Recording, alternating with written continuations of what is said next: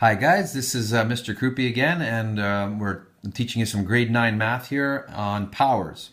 So a power is a number that looks like this. For example, 2 to the power of 3. The number 2, this big larger number is called the base, and this smaller number is called the exponent.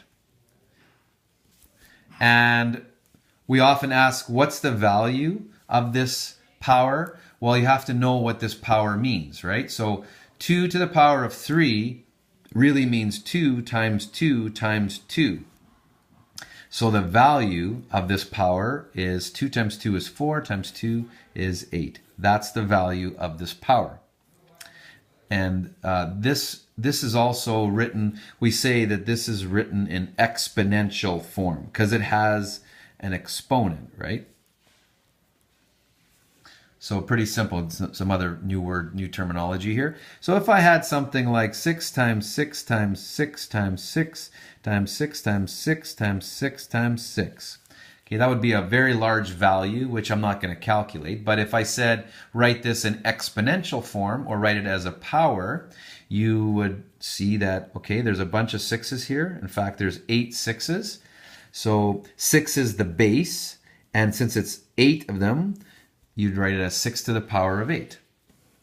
All right. It's just showing you something called modeling. So if I said to you, what does 4 to the power of 2? This is also called 4 squared. That's another way that we say anything to the power of 2 is squared. So 4 squared. If I said model this, you would draw a square that's 4 long and 4 wide. So here's a square that is 4 by 4. Okay, so that's how you model 4 squared. So 4 squared really means 4 times 4, right? 2 4s. So 4 times 4 is 16. That's the value of 4 squared. And you can see in this model that we're modeling 4 squared. There's 16 squares in here. All right. If I said to model 2 to the power of 3, this is also 2 cubed. So an exponent of 3, anything to the exponent of 3 is cubed. So squared is with an exponent 2, cubed is with an exponent 3. So this is a cube showing this. It is a cube that is 2 long, 2 wide, and 2 high.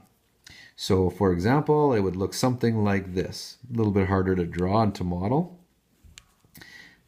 3-dimensional.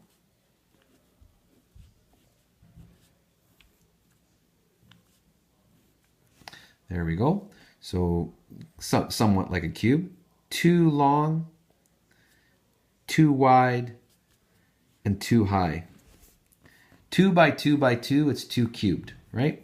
And we know that 2 cubed means 2 times 2 times 2, which really is 8. The value of this is 8, right? And you can see from our cube that there are actually 8 little cubes in here. There's 4, 1, 2, 3, 4 in the front and 4 in the back here. So there's 8 altogether, modeling 2 cubed.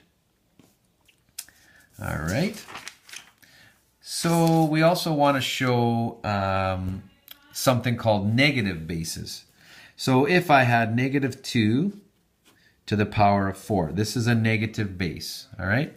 And I'm going to compare it to negative 2 to the power of 4. Notice that this one, the base is surrounded by some parentheses, and in this one, there's no parentheses or brackets. So these actually have 2 different values, because if you think about what they mean, this means negative 2 times negative 2 times negative 2 times negative 2, 4 times. This one actually means this is the power with a negative symbol in front of this power. It means 2 times 2 times 2 times 2. I'll put that in parentheses with the negative of this answer. So you'll see how they're 2 different things. So this one here, we have negative 2 times negative 2 times negative 2 times negative 2. When you have a negative times a negative and another negative times a negative. All of these negatives cancel out because there's an even number of them. Since there's 4 negative 2's, right? So this actually becomes a positive answer. And so 2 times 2 is 4, times 2 is 8, times 2 is 16. So we have positive 16 on this side. And over here, we have the negative of this answer. Well, 2 times 2 times 2 times 2 is 16. The negative of 16 is negative 16. So as you can see, although they look the same, the fact that you've put parentheses here makes this positive, makes this negative. All right. So trying another example, flip pages here. Another example, if I had negative 5 squared or negative 5 squared, again, you'll see that this is negative 5 times negative 5, positive 25. This one is actually the negative of 5 times 5. So it's negative 25. This one's positive, this one's negative. They're the exact opposite. Something that you need to know. Another one, if we had negative 2 as a negative base to the power of 4, and we compared it to negative 2 to the power of 5. So you notice that the bases are actually the same, but this exponent is a 4 and this exponent is a 5. So this, would think about what it means, is negative 2 times negative 2 times negative 2 times negative 2. This means negative 2 times negative 2 times negative 2 times negative 2 times negative 2. All right. So this one here, we have negative, negative, negative, negative, like we had in the last one. Those cancel, those cancel. The answer is positive. So we have 2 times 2 is 4, times 2 is 8, 2 times 2 is 16. Here we have a negative and a negative, a negative and a negative, and this little negative kind of being on its own. It's an odd number of negatives. So those cancel out, those cancel out. This answer will be negative. If there's an odd number of negatives, it's negative. 2 times 2 is 4, times 2 is 8, times 2 is 16. So as you can see, this answer is positive, this answer is negative. Why does that happen? It all happens because of this exponent. This is an even exponent.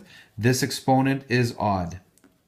When you have a negative base, if you have an even number, it's going to be positive. When you have an odd number, it will be negative. Something else you need to know.